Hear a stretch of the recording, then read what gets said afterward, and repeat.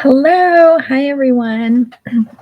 So today I wanted to record a video talking about some more very basic things about elements, kind of a very intro video. I want to talk about how I found Elements Reiki. I want to talk about how Elements Reiki is connected with energy healing, how Elements Reiki is connected with relationships, um, how we can use an elements grid, how I use an elements grid, and how I um, use grids in my everyday life.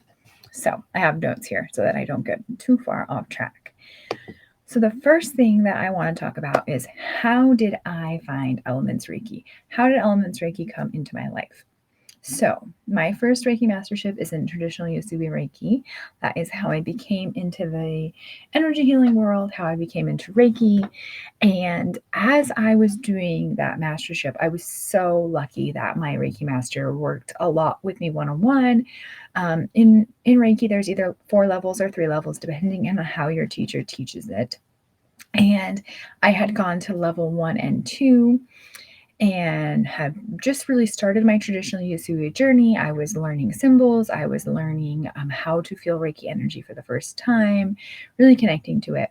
And it just didn't work out for me. I wasn't able to do levels 3 and 4 with groups, with my sort of age group or like graduation class. I wasn't able to do it in that fashion. So I ended up doing one-on-one time with her, which was really fantastic because as we got into advanced techniques, I was really able to focus on the advanced techniques that I personally was most interested in. And I love that because I already had connected with Elements Reiki at that point.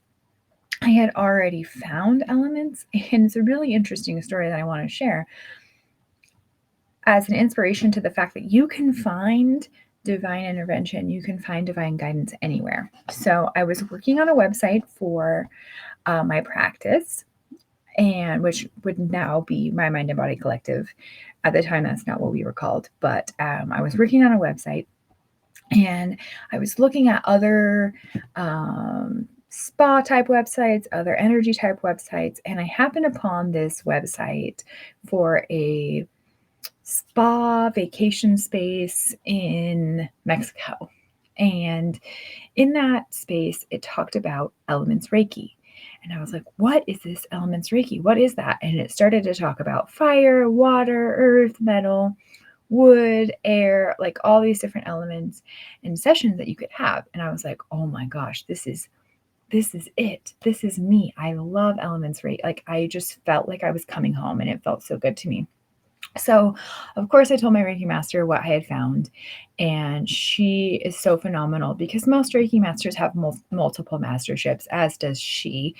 And she was so encouraging in obviously still finishing my traditional Usui mastership, but also experimenting with these more advanced techniques that come in level 3, where you learn about sound, rays of light, light therapy, crystals, and for me Elements Reiki was added because she already knew that I was interested in it, so she helped me learn and we kind of learned together because it wasn't something that she had done. So it's such a beautiful thing. And it was actually at the end of our level 1 and 2 certification. I remember we did our attunement and we were back downstairs, like everyone kind of went up and did our attunement in like our very sacred space, which is pretty common to do that. And then we came back down to like the teaching space that we had been in for the whole weekend. And so we're back down there and we were talking about tattoos and how tattoos are sacred contracts. They're sacred contracts of something that may have already happened for you or something that is happening for you soon. And of course, I wear a long sleeve shirt to talk about this, but I have 2 particular tattoos that I got well before I was on my energy journey. And one of them happens to be an elements tattoo. I have 5 elements down the back of my arm. And I just, after that after that moment, and then I found the Elements Reiki, I was just like, wow, this is so faded. Even before I knew I was on an energy journey, even before I knew anything about Reiki, and at this point in my life, I was doing like Western style DBT type work. That's what the work I was doing. And so I knew of the energy world a bit, but not at all this extent, and not at all really anything about Reiki. So it was so cool that to see that source had been guiding me even before I knew, even before I was awake, and all of these different things. There's another story when it gets into numerology. The number 57 is really connected to me as well. So I won't get into that story today, but just know that source is guiding you even at the very beginning of the journey, even when they don't, like, you don't even know that this kind of work exists or these kind of guidance exist. They come for you. So I want to go ahead and talk about how I became really obsessed with the idea of relationship energy work, and how I became obsessed with this concept of multiple relationships inside of your life, because it is a big part of how I practice Reiki. You will hear me, if you're watching this video, I'm hoping this isn't the last video you watch of me, but you will hear me talk about different relationships. Okay, what relationship are you stuck in? What relationship is this? And I kind of want to define the word relationship for just a second. Relationship being any connection that you have with something outside of you, or even parts of inside of you. So it's your connection with something else. So that relationship could be your relationship with your heart chakra. It could be your relationship with your spouse. It could be your relationship with your kids. It could be your relationship with God. It could be your relationship with money. It could be your relationship with, another way that I'll often do it, I'm looking to see when we use Oracle card decks.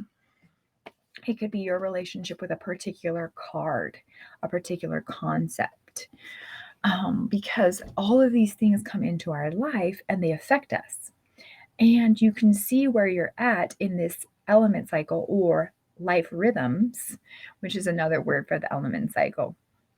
And when you can really pull apart these relationships and you can see how they're affecting you in these tiny ways, and that they're these building blocks of creating and making you who you are. When you can pull that apart like this accordion, and you can pull out, okay, I need today to work on my relationship with my mother, because this trigger or this thing has happened, and this is the first time that I felt that feeling in this relationship. So we can pull out that relationship, and we can open it up, and we can see, okay, what does the energy flow look like in this relationship? How can I start to shift? How can I, first off, even have awareness? So the first key is awareness, and then we start to just sit in it after we have awareness, right? And then the shift will start to happen for you. So that is kind of how relationship stuff really became huge for me. Relationship stuff is in my, like, ancestral family relationships is a big part of my Chiron. If you know astrology, that is kind of my wound, the wound that I'm here to heal. And again, as source does, I didn't know that until after I already had become really connected to relationship energy work. And not just with your spouse, like, it's so many things. Although I do love doing couples, because when you start to see each other's rhythm, there's like this really beautiful sort of grace and love that comes with that. Okay, so I already kind of started talking about this, but how does elements and relationships come together as one? So I want to, people get kind of confused about this part, and it came so easy to me. So it always kind of is like, oh, wait, hang on, I have to step back and I have to really explain this. So again, I like to talk about these relationships as these plates that are stacked upon each other, right? So your relationship, the first relationships you form, relationships with your mom and dad, right? Relationships with your siblings, relationships with your grandparents, relationships with your friends in kindergarten, or like your neighborhood friends, right? Relationship with your kids at school, relationships with kids in elementary school, right? Relationships with your pets, relationships with eating. That's a big one for kids. Relationships with sports, relationships with being seen, relationships with your body, all of these things, right? They slowly start to build upon each other. When we're, say, someone is coming and they're feeling like, my solar plexus is out, my personal power is gone, I feel like I just cannot have boundaries with X, like men, for example. I feel like I can't have boundaries with men, or I feel like I can't have boundaries with women, whatever. Just an easy example that everyone I think can relate to. Okay, well, let's kind of go into that solar plexus energy. Let's see what relationship comes up. If you think about the first time that I felt like I was unseen or unheard in a male or female relationship, what did that look like? Who was that with? And then we can take the elements grid, which we'll talk more about in a second, and we can see where the energy is stuck. Because once someone comes into your life, their energy, that rhythm of that relationship is always there. There's not anything so much that you can do about it. A lot of times what happens is people will push it out and like it ended in not a good way, or there was a little bit of trauma or whatever, or it ended abruptly and they didn't know, then they couldn't do anything about it. So when we push that away, we're not giving it any energy in our conscious mind. But in our subconscious mind, there's a block there. And that is storage somewhere in our body. And depending on what kind of relationship it is, will depend on where in your body it is stored. So when we can put that relationship in what I call rhythm and flow, it doesn't mean so much that you have to spend a ton of time on it or that you have to do a ton of work on it. Sometimes just awareness of like, oh, this relationship did kind of bother me. And just sending it love can be enough for some relationships. And some relationships you have to do a lot of work on. And some issues are connected to multiple relationships. But as we start to heal relationship by relationship, our body will start to become more in rhythm and more in flow, and it becomes easier for us to keep that flow and for us to heal when a relationship will pop out of alignment, or for us to even feel when a relationship pops out of alignment.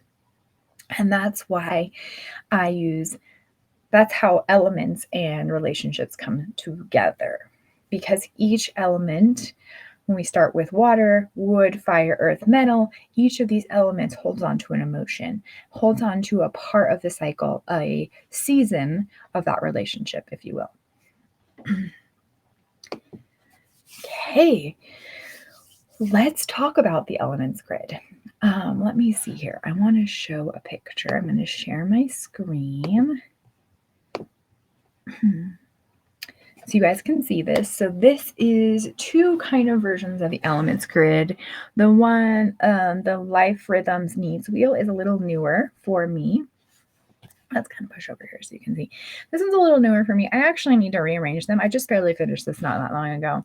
So the elements are not exactly in the right spot, which is fine. It doesn't matter. It's a needs wheel, and I'll teach you how to use this needs wheel. And this kind of goes into how I use probably the needs wheel when I'm doing a lot of work with like inner child stuff or work with relationships that I'm like, man, I'm really struggling.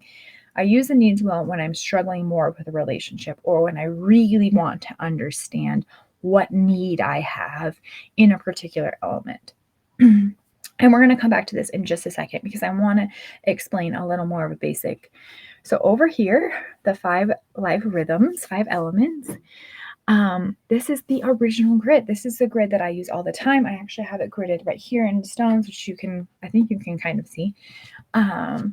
And these are the seasons, life rhythms, elements, and even meridians and emotional patterns for each part of the elements wheel.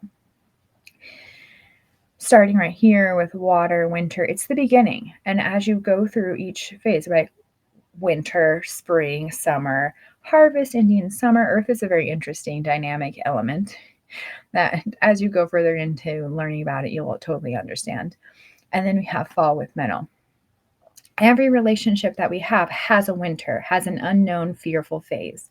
Every relationship we have has this spring, change, movement, decision-making part. Every relationship that we have has this joy. And joy doesn't necessarily mean like the happiest thing that's ever happened, but there's a height of a relationship, right? And every relationship has a harvest. Every relationship has a lesson, something that we're learning, something that we're taking with us. And in every single relationship, there's a point in time where we have a grief, we have a releasing or letting go of something.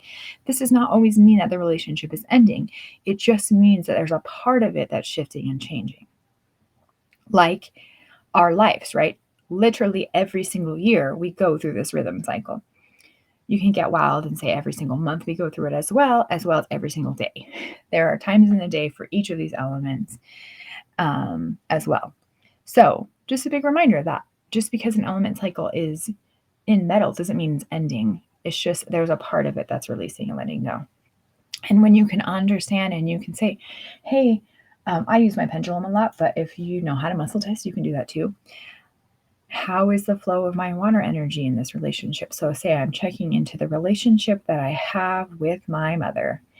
I place my pendulum over water and I see the flow.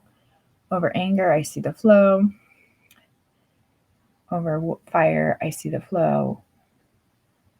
Earth flow, metal flow. And each of these flows, and I go into this way more in depth if you come and get certified in Reiki. I teach you a lot more about the elements all the way through your mastership if that's something that you wish to do. And in Rising, of course, I teach you guys about it as we go along as well. In Rising, it's more about understanding the elements. And when you go into Reiki, it's more about actually learning to shift with them. So let's take a second and talk about the needs wheel. The needs wheel is very helpful in helping you understand. If you don't 100% understand the energy of each of the elements, here's how you can have hey, these are some basic needs that you have to have very inflow fire energy. I need to feel pleased. I need to have interest in hobbies. I need to have achievements, friendships, playful. Like all of these things are so important to feeling independent and free, which is really a big part of fire energy. Allowing yourself choice and autonomy, self-confidence, self-love, that's huge in feeling this joyfulness about you. So that is a big part of the elements grids. That's how you use them, what they exist, and how I use them sort of in my, here we go. I was trying to stop my screen share. And that's how I use them in my everyday life. That's how you start to see the elements shifting for you. And the first piece of that is awareness. Awareness that you're stuck in a particular relationship because you might not know. Awareness of where in that rhythm or that pattern that you're stuck in that relationship. And how you can start to shift and see the flow. If you can say, okay, I'm in water right now, so there's going to be a wood phase in some degree of the cycle with this person. And you can start to see and learn how to use the elements to shift energy too, which we'll go into in each individual element video. 5 ways to heal each element into moving on, because you can't do it wrong. So I hope that today I answered a lot of your questions as far as what it means to have elements in your life, why I am so obsessed with them, and how they have sort of started to change, and how learning about elements really shifted how I did Reiki and how I did energy work. So I love you guys, and I'm so excited to record the next one.